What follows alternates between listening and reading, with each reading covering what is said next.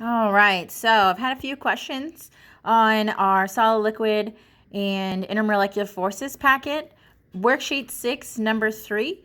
How much energy is required to heat 125 grams of lead from 20 degrees Celsius to 147 degrees Celsius? So I always like to make sure we have, since we're talking about something that's not water, we need our yellow chart. Our yellow chart here. We have to find lead. Lead is here. And it gives us information. It gives us our specific heat, heat of fusion, heat of vaporization. Then we have our freezing point in degrees Celsius and our boiling point in degrees Celsius. And I think I just went down to lithium, didn't I? So we're at 327.4 and 1740. So I always start these by drawing our heating curve. And so we have our heating curve here.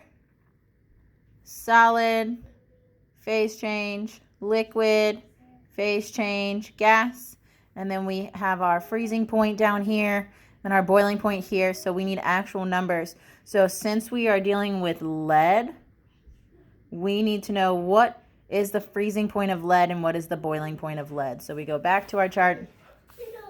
I find lead. Our freezing point is 327.4. And our boiling point is 1740. So go back over here. Freezing point is 327.4. And this one here is 1740 degrees Celsius. All right. So the question, back to the question. The question's talking about lead, 125 grams from 20 to 147. So we have our temperature change of temperature from 20 degrees Celsius to 147 degrees Celsius. Looking here, those are both in this section here. Let's say it's 127.20. So we are going to be working here. This is the solid state. At the solid state, we use Q equals MC delta T. So Q is our energy, M is mass, C is specific heat, and delta T is our change in temperature. So the mass that it gave us is 125 grams of lead. The specific heat for lead, which I made a mistake on earlier, we find lead. Specific heat is this column here. So lead, specific heat, 0.128. So we go back to our work, times 0.128, and that's joules per gram degree Celsius, times our change in temperature. Our change in temperature is 147 minus 20. You can either type in your calculator with the parentheses, or you can just do the math and put that number there. So what we do is we're going to multiply these three numbers to get our Q. Our Q value is going to be in joules.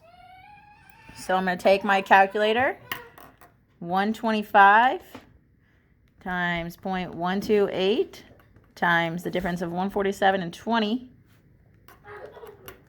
And we get 2032 joules. So our final answer is 2032 joules. If we want, we can look at sig figs. Looks like 3 would be our magic number. So this would be our final answer. I hope this little information was helpful for you on number 3. Hope you guys have a great day. Thanks. Bye.